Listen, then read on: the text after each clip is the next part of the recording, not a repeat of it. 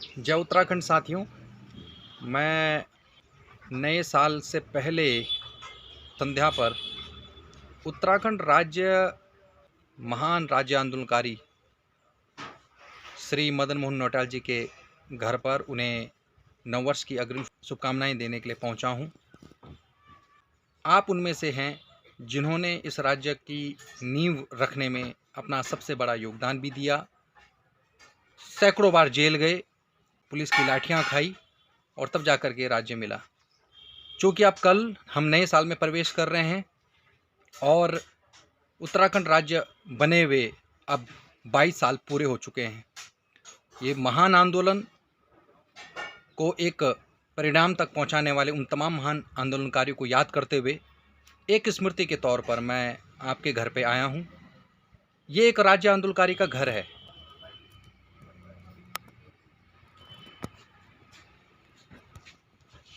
ये हमारी श्रद्धेय चाची जी हैं और मैं उनके आंगन में बैठा हूँ। राज्य बन गया, सुंदर राज्य हम सबको मिला, लेकिन वो राज्य आंदोलनकारी जिन्हें ना तो राज्य सरकार ने पूछा, ना नई पीढ़ी उनको पूछ रही है। जिस तरह से भारत को आज़ाद कराने में गांधी से लेकर भगत सिंह का योगदान रहा, वैसे इस उत्तराखंड को आज़ाद कराने में, एक निरंकुश शासन से एक स्वतंत्र राज्य हमको देने में, हमें उत्तराखंडी एक पहचान दिलाने में जिन आंदोलनकारियों का योगदान रहा, उनको पूछने वाला कोई नहीं है।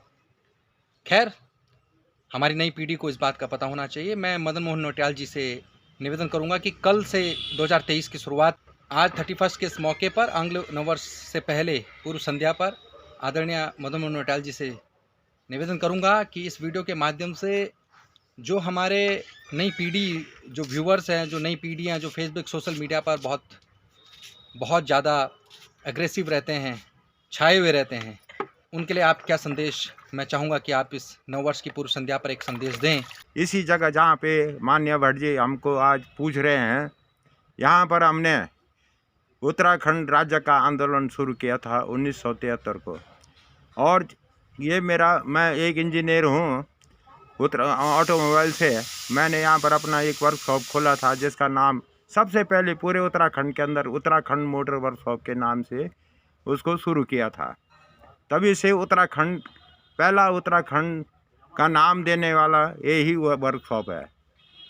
इस तरह से 1973 से हमने बराबर इस आंदोलन को चलाया। जितनी हम में शक्ति थी, जितनी जनता ने, जितने यहाँ के लोगों ने हमारा साथ दिया, और उस साथ के देने में जो कुछ भी सामने आया उसको इतिहास के रूप में मैंने खुद किताबें लिखी हुई हैं अपने, उत्तराखंड राज्य क्यों, देवभूमि उत्तराखंड और अन्य किताबें, खूब मोटी मोटी किताबें, जिनमें विस्तृत रूप से उत्तराखंड के हर एक पहलू पर मैंने लिखा हुआ है, जो कि हज़ारों की तादाद में लोगों के पास गई और उससे प्रेरणा मिली, जिससे कि उत्तराखंड आंदोलन में पूरी उत्तराखंड की जनता हमारे साथ इस राज्य को लेने में सड़कों पर उतर चुकी थी। मैं आप लोगों से केवल यही निवेदन करना चाह रहा हूँ कि आज भी उत्तराखंड के अंदर राज्य बनने के बाद में एक उत्तराखंडी आप लोगों ने पैदा नहीं किया कि जिसके अंदर उत्तराखंड की भावना हो। इतने एमएलए, इतने जनप्रतिनिधि आज तक आपने इस उत्तराखंड को दे दिए हैं, लेकिन आज तक मुझे एक आदमी ऐसा नहीं दिखाई दिया, जबकि उनको सारी सुख सुविधाएँ दी जा रही हैं, सारे उनको तमाम हर एक चीज़ से पूजा जा रहा है। लेकिन दुर्भाग्य है मेरा कि मैं अपनी आंखों के सामने आज भी एक ऐसा आदमी नहीं देख सका कि जिसके मन में उत्तराखंड की पीड़ा हो। नज़र ही नहीं आता है। जब पीड़ा ही नहीं है तो आने वाली जो हमारे बच्चे हैं, इनके पास क्या संदेश जाएगा? ये क्या करेंगे? सबको केवल पैसा चाहिए। जो आज पैदा हो रहा है उसको भी पैसा चाहिए। सबके मुंह में पैसा ही पैसा है। उत्तराखंड जो हमारी ये जननी है, ये जन्मभूमि है, आज सिसक करके रो रही है, और इसको नोचने वाले आप हम सब लोग हैं। जो स्वर्गीय इंदिरा गांधी को 1981 में 45 मिनट तक उनसे वार्ता की थी, और मैंने उनसे कहा था कि 2 साल के बॉन्ड पे आप हमको उत्तराखंड दे दीजिए, हम भारत के अग्रणी राज्यों में ला के इसको दिखा देंगे।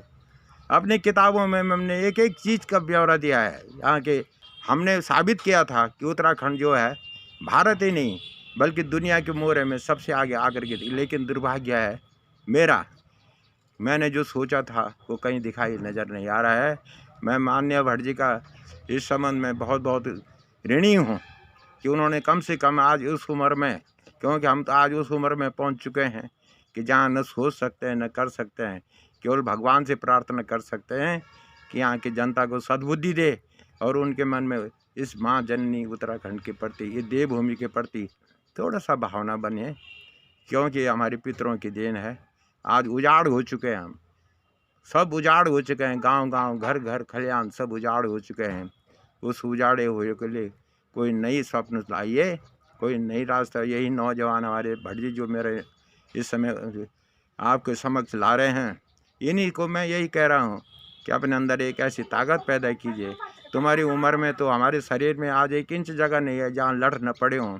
इन सर्दियों में दर्द रोज़ होता है, क्योंकि नसें दबी हुई हैं, चोटें लगी हुई हैं, पर फिर भी आज भी हमारे अंदर इस जननी के प्रति बहुत श्रद्धा है। इतना ही कहते हुए जय भारत, जय उत्तराखंड। जय उत्तराखंड। हैं?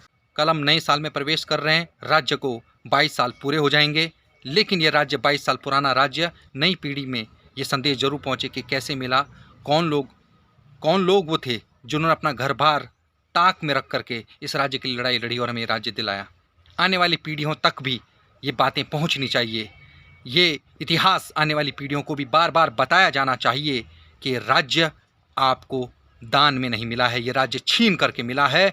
इस राज्य के लिए खून और पसीना बहाया गया है, लोगों ने अपने घर बर्बाद किए हैं, तब ये राज्य मिला है। इसलिए इसको हमेशा याद रखना चाहिए। पुनः कल के नए वर्ष की आप सभी को बहुत बहुत शुभकामनाएं। जय उत्तराखंड।